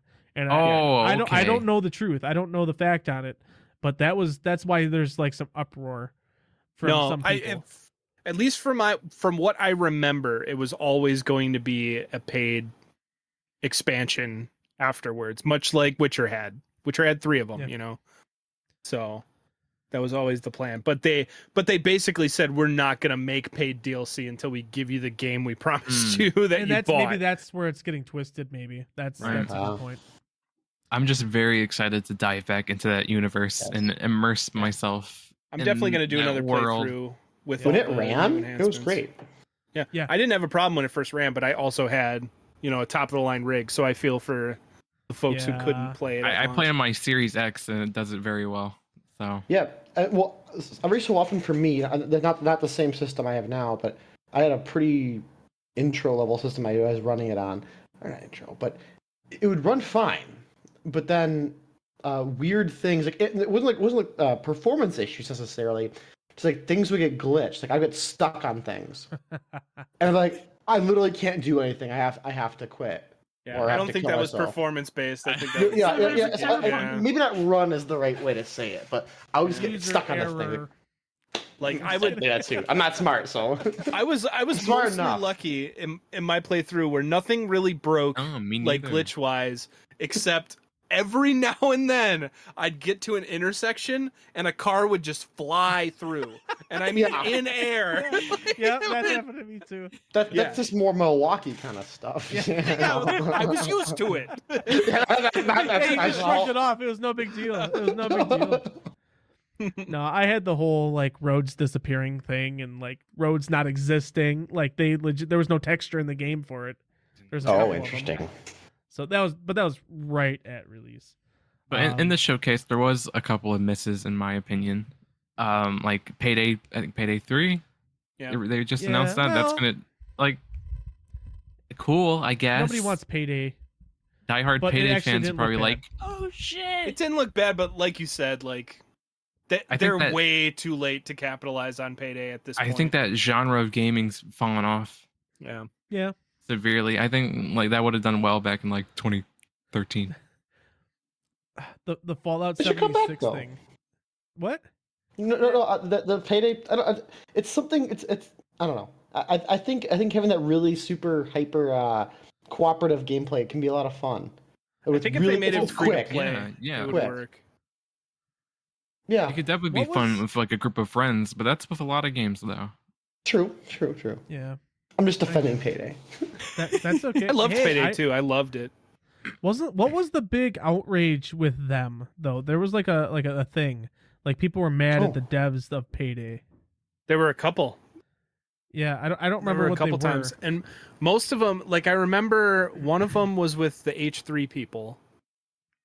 Okay. People Yeah, from I don't remember H3 the Productions. Oh shit! What happened with them? The issue was that they did a character pack where you could buy Ethan and Hila. Wait, why as got, characters? Like pissed about that? Well, the idea was that all the proceeds were supposed to go to their fund for like YouTubers who were being like what's the word I'm looking for? They were being like targeted legally, and there was a whole thing where there was supposed to be a fund to help out other YouTubers who were getting like targeted legally. Sure. But oh wow. Apparently they just pocketed the money and it didn't actually go to that fund. This is allegedly, I don't know, but that's why people were upset. So, yeah, it's a big so deal. it's not like Payday's fault. Or it was Payday developers were taking. So Payday developers or the company was taking the money and holding it. No. Oh. Well, no, it went to. Yeah, Henry, you're correct. Like it wasn't Payday's fault. It was because they gave it to H3, but they held it. They didn't spend it the way that they said they were going to. Why are we ripping on Payday then? Wait, I think it was just one of the controversies I remember them being involved. Guilty by association. Yeah, pretty much. Yeah. Oh no. But I think there was another one. Payday 2 controversy. Let's see. Oh, microtransactions. Apparently there was a problem there. Sure. Ooh. That's never a great spot to be. Yeah, that's right. I just, like I said, I remember I had a negative connotation. Oh, that's already. That's what it is. Apparently Overkill said that they would never put microtransactions in the game, and then like shortly thereafter they did, but like in a way that they were like, no, it's not microtransactions, we swear, but it really was. Gotta love it. Got it. Unbelievable. And another game, I think there's only like 2 other games to me that Myst, but there were already like games that exist. Overwatch 2. Yeah. Oh, dude, they had a trailer about it. Wait, there's an Overwatch 2? Yeah. Oh yeah. I'm just joking. That's dude. That was the biggest swing and a miss I've ever like thought of. Also, the biggest drop ball. Oh, no, big time. So during the stream when Post and I were watching, I told him to look at the chat of the when they were pulling up Overwatch, and then people were just pissed.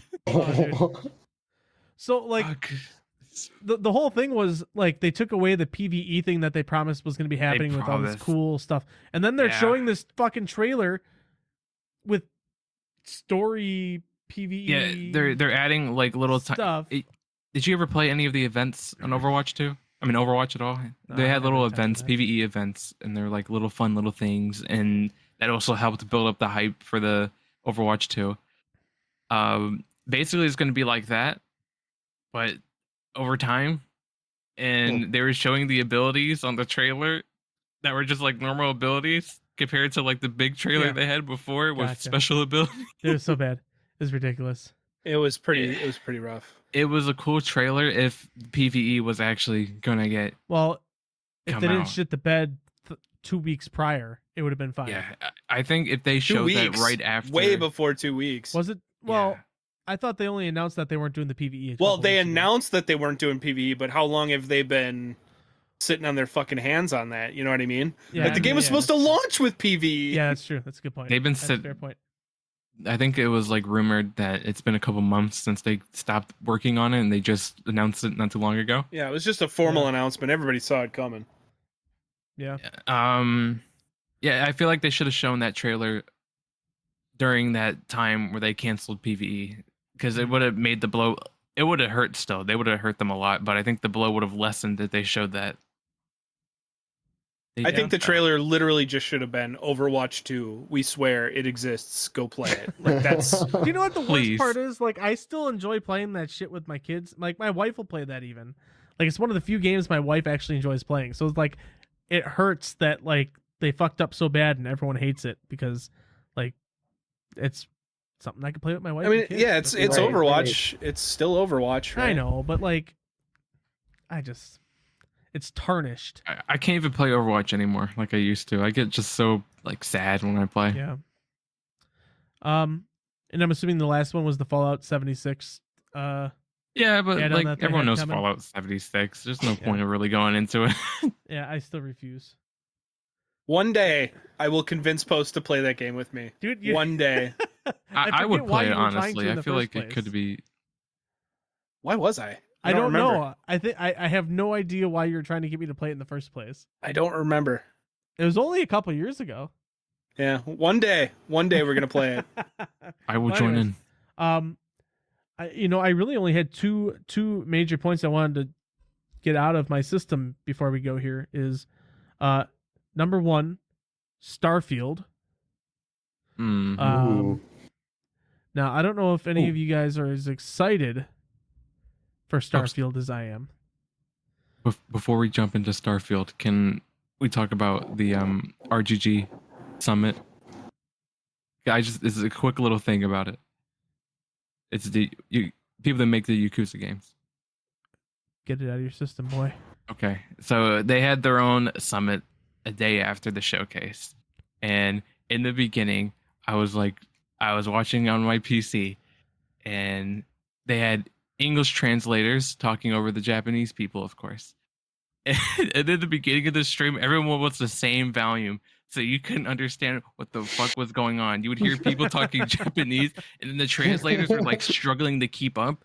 And a lot of times the translators were like speaking too fast, and then going like, and then really irritating. It was so fucking funny. And then the YouTube chat was just like making fun of them the entire time. But at the end, they started liking the translators more because they fixed the audio eventually. But it took them like a solid 10 minutes or so. And everything was just the same volume. And it was so like funny. And there was a male translator and a female translator. And the male translator like took over like 6 different characters at one point. There was like so many people on stage. I don't think they were prepared for it. I'm so confused. I'm gonna have to go look this up now. It's in the. I'm sure. I put a link to the. Oh, yeah. Is there a link in the photo? There's a link to it. Yeah, if you go into it and you can real quick just listen to the beginning. It's so messy. Oh, hold on. I gotta switch to the. Like all professional. Like a lady comes out and announces everyone, and then like the female translator. Couple minutes after, it's like, well, welcome everyone. Oh my god, hold on, I gotta see this. Overall, that whole thing was really exciting to watch. It got me excited for the Yakuza games even more, and I already know I'm pre-ordering them. Hold on. I'm ready to sink so much money into those games. I just started working too, so it works out very nice. That's right. Oh, welcome to working and spending all of your money on video games. I have a couple. I have a couple shelves. I have a couple shelves to prove that. All right, hold on, guys.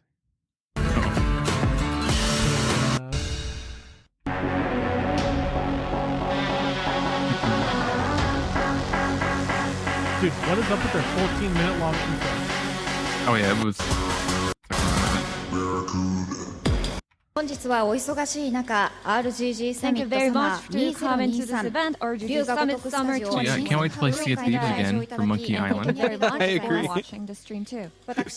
We're doing a horrible job vamping. Thank you, Tom. I always Sea of Thieves is so fun. It's very exciting to go back to the game for new content, but I can never get back into it like I used to. Yeah, by the way, we can't hear shit.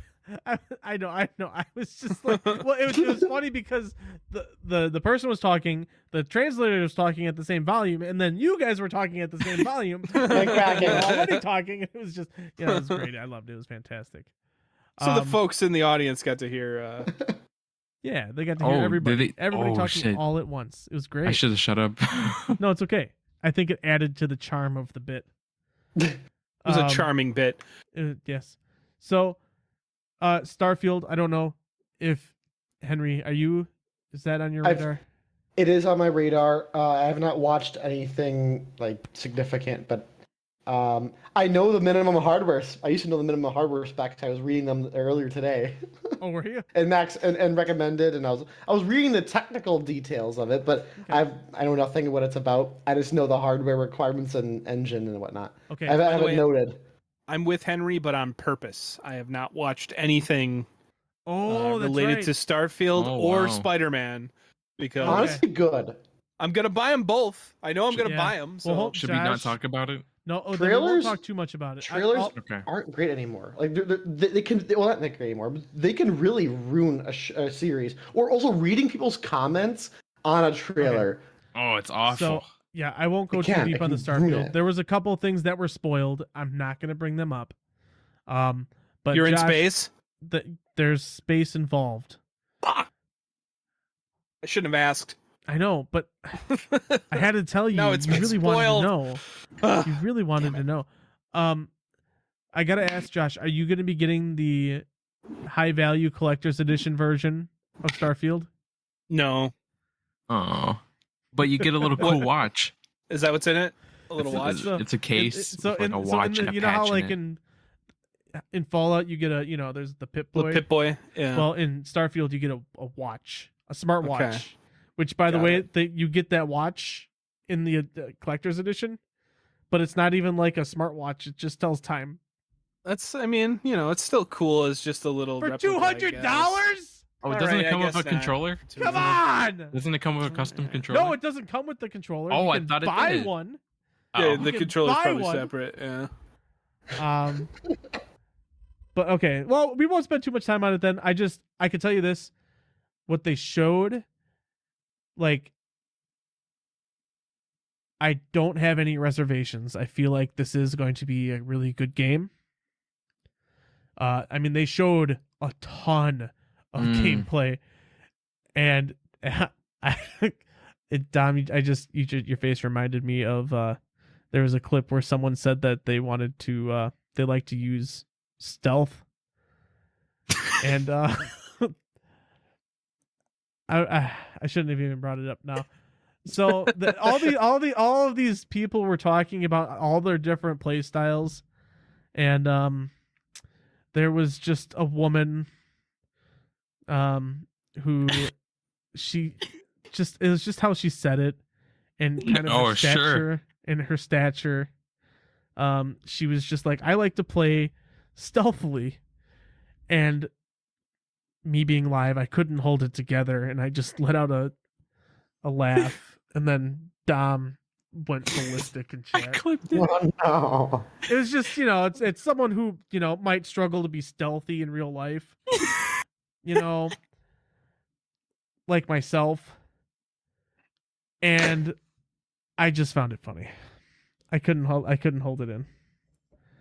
So, anyways, oh, and Starfield, if that game succeeds, that could be like one of the most ambitious games ever.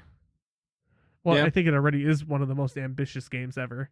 At this point, yeah. No, so I don't think if the game succeeds, it would be ambitious, because it's ambitious before it delivers. Yeah, my bad. Yeah. But yeah, I mean, I know what you're saying. So, I think the last thing that I really wanted to bring up, though, today, guys, was you guys know who Dan Houser is, right? Is that the Take-Two or GTA guy? Yeah, he was Rockstar. He was one of the main writers from Rockstar, GTA, all that. Who left Rockstar in 2020, I think it was. Yeah. Well, both of them left, right? Both the brothers. I thought it was just Dan. Was it just Dan? Okay. I thought it was just Dan. So forgive me if I'm wrong, but I could be wrong. He went out and he started a studio with, who knows what it was going to be, but they had the name back then. It was the studio is called Absurd Ventures. Okay. Now, obviously, Dan Houser, his history with Rockstar all the way back to 1999 or whatever it was. Do you know what their tagline is? And it's actually kind of annoying to me. But their tagline is storytelling, philanthropy, ultra violence. I love it. I love it. Josh loves it. I just feel like that's overly edgy. Yes, that's why I love it. Ironically, I love it. Oh, okay. All right. Because it's so stupid. Dude, it's so like when I hear ultra violence, I just go straight to Manhunt. Like in the whole like controversy behind that game for being whatever it was. So the whole studio is building narrative worlds, creating characters, and writing stories for a diverse variety of genres without regard to medium to be produced for live action, animation, video games, and others. So they started the studio back in 2021, actually. I'm just kind of curious what you guys might think.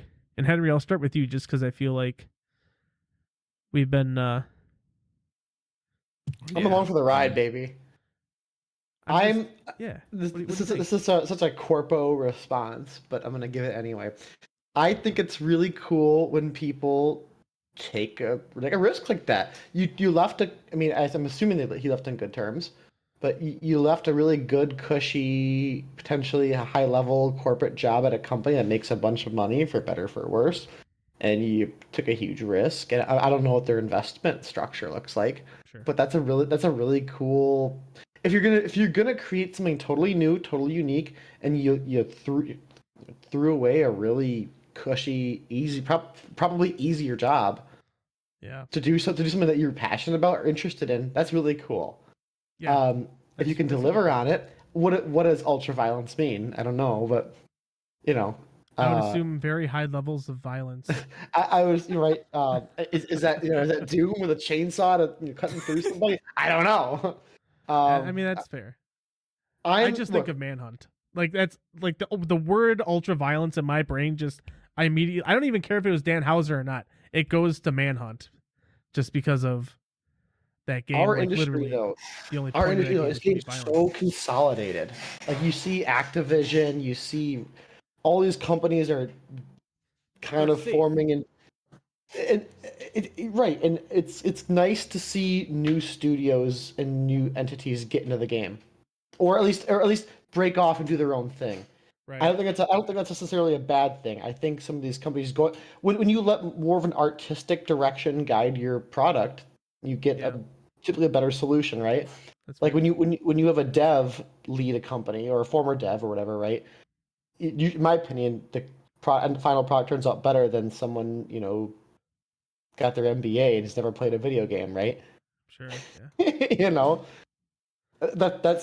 There's my corpo response, but it's also what I believe. Corpo. I thought it was a good response, actually. Oh. I'm gonna two takes. Number one, based on his tagline, I'm nervous. Dom, hold on. Oh, I'm counting your takes. Oh, okay.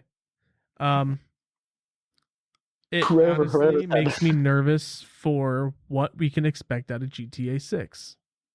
Why? Ooh. I don't know if he left necessarily because of creative differences or what it was, because Dan, from my understanding, was in charge of not in charge of, but he did a lot of the writing for a lot of the series that they did. And so can I interject real quick? You can, yeah. So can you read the tagline once again? Storytelling, philanthropy, and ultraviolence. So I think they're going for hyperbole and a bit of a juxtaposition there with philanthropy and ultraviolence. Like, I think it's a goof. Like, it's a joke. Like, I don't think that's actually serious. Okay. Yep. All right.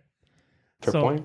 You have a point, because, and I was at some point gonna wiggle my way down that line, but if you look at their website, if you look at their YouTube video or whatever videos content that they already have out there, which is not a lot, doesn't have a lot of views, not a lot of eyes on it yet, but it's all super sarcastic feeling in tone. Yeah. Okay. Yeah. So like that, I was at some point gonna wiggle my way into that note. So it's tongue in cheek. Yes. I like that. However, I'm a very literal person. If you couldn't tell. Oh, literal post. That's my nickname. I don't know if he left on creative difference, like in terms of because of creative differences. Didn't But think about that. you know, maybe it's like it's just something to think about. Maybe it's a hot take, but you know, and Dom, I think you might have even said this to me, or somebody said this to me in the past, that you know they're worried about GTA 6 potentially being too safe to appeal, you know, to not be as risky. Woke. Oh, please do not use that word here. Please. That's what you hear, right? Well, yeah, that's what you hear. It's so annoying to hear that word. I just, you know, and maybe it was something where he wants that freedom to go about and just make what he wants, as risque as he wants, you know, without the woke mind virus. Sure. I mean, whatever. I mean, whatever. I mean, you know, people want to make what they want to make, and I'm totally cool with that. I'm totally cool with that. Well, to be fair, I just looked it up because I remembered there was something weird with it, and he had taken like a sabbatical in 2019 for like a while, and then he just formally left in 2020. So I think it was more so just kind of he was hanging it up, probably was sick of his role of where he was, and who knows how much hands-on he even had at that point. Yeah, and maybe he was more on the business end of it rather than the that's what I'm saying. This is a creative move for sure for him. Right. So I don't know. It's interesting. Wait, what year did he leave Rockstar? 2020. 2020. 2020. Oh, okay. I was gonna say if he did the writing for like GTA Online, good. I'm glad he's gone. Actually, well, shit. Oh no, there was somebody who got a lot of like hate. It was I can't remember what her name was, but she was like the lead creative director for Red Dead Online, and she got so much hate. Right. I can't remember what her name is. No, right now. I shouldn't say that. That's not. Well, no, you shouldn't. It was a bit. Nice. It was a bit out of proportion, I'd say. I'd imagine. I was about to say if it was like little tiny things like, oh, you canceled Red Dead Online, that's fucked up. But I forgot that this is the internet. Yeah. The internet's horrible. Never mind. She definitely didn't deserve the heat that she probably got. Yeah. Almost certainly not. All of it. But I mean, where there's smoke, there's fire. So I'm post. What a hot take. Yeah, geez. People deserve at least a little of the harassment they receive online. I mean, harassment, no. But, you know. But I mean, where there's smoke, there's fire. If she wrote a bad video game, she deserves to not be able to leave her house and be safe. No, okay, no. You know what I mean. Well, maybe you don't. No. I don't. We're digging ourselves a hole, gentlemen. Being harassed and giving criticism, I think, are two separate things. Like, if you see it's the internet, though, point well taken that, you know, people can't stop with criticism. They got to take it straight to harassing or wanting to punch people in the face, right? So, like, that's just how it is on the internet. Dude, Red Dead Online could have been absolutely amazing. It could have. Red Dead Online had so much potential, I think. I don't think it could have been. Well, and I agree with Josh, actually, because look at the difference in what GTA, like the GTA roleplay servers, for example, compared to what you get out of Red Dead. Like, it's just doesn't have that same draw. And there's not enough. There's not enough there. For me, I think there was enough because that was one of the few games I like to grind, and exploring that universe is always pleasant, and they always had nice ambient music, and that's what drives me with games. So I definitely could have been playing it to this day if the content they were producing was fresh and nice and new. I do have good news for you. You live in California. Go get a horse. Ride out into the whatever they have over there. Take it down to the Baja. I don't care. Have my own Red Dead. Put on the soundtrack in your headphones and just trot along. I miss the Baja chicken chalupa from Taco Bell. I miss those. So much. We just went on like 4 different tangents in a row. Oh, what the hell? Welcome to Bucket Bytes. Bite-sized I love tangents. this place. That's why we have bite-sized bits and discussions, because we can't stay on topic ever. Bite-sized bitches.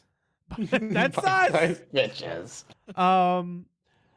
Yeah, so I feel like I've had my piece. Does anybody anything else that they want to throw out, get out on the record, let something out? Henry, I'm not singling you out, quack. I like how My the name's- dog comes up on the screen, by the way. That's great. It's Yeah. very cute. Better. So I know It who is to yell cute. at. No, nothing else to say, guys. This has been a ton of fun, and definitely if everyone is listening, if you're not in the giveaway, join it. Tune into this show. There's a lot more hijinks coming. It's a good place to be. Yeah, we don't stop. We've actually Can't stop, won't stop. can't stop, won't stop is you're darn tootin'. It's our I motto. always am, man. That's almost the- our tagline. The last thing I want to say is, my name is Dom, Hi, Dom. Nice to meet you. and That was I have good. more hair on my head than everyone in here combined. Damn. Good. Are you talking specifically on the head? On the head. Which Hey, I gotta go. I did want to say next month, because we'll be having our episode next week. Standard recording. It'll be a good time.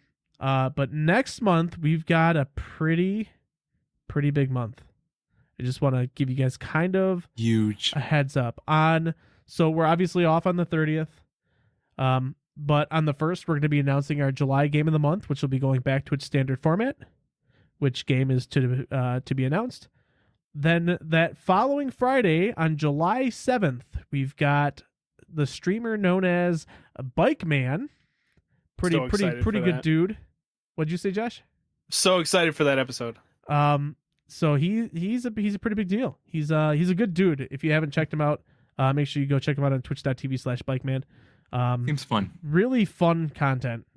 Really good commentary too. So after that, we'll have our normal episode, and then we'll be having Dan from Fraculation Studios, who we also met at Midwest Gaming Classic. And then we'll have one final episode for the month of July before we have the last week off. So really looking forward to these next few weeks. They're going to be some of the biggest weeks that we've had here on Bucket Bytes. And man, I can't wait. And I hope you guys are as excited as we are. So with that being said, if nobody else has anything else that they want to throw out there, make sure you check out Dark Fusion Systems. It's still spelled the same, Dark Fusion Systems, but I said it weird. darkfusionsystems.com. Thanks. Huge shout out to Suggestive Gaming on YouTube. Quack. Shout out to Dom for having hair. And quack. And also quack. And then also huge shout out to me for my nuclear coffee, nuclearcoffeewi.com. If you'd like some good stuff. It's really good, actually. Quack. You know what? Shit. This is an unofficial Henry sponsorship or support. I don't know what you want to call it, but Endorsement. I have endorsement. I got a lot of it here, and that's Sponsorship, like I was paying him. I actually. Do you know what's in here right now? His coffee? it's nuclear coffee. It's the quarantine blend. It's fantastic. If it's still available on your store, get it. Still available. On a real note about Post's coffee, it's the first coffee I had that I liked. Yeah, honestly, it's really good. I would just say that. Well, I know what's going to be making the Bucket Bytes TikTok clips this week. Go get I'm them. kidding. I appreciate you guys. Thanks for hanging out. We'll catch you next week, same time, same place. My name is Ryan. Papa Post with Josh, Dom, and Henry. We'll check you next time. Peace out. Bye.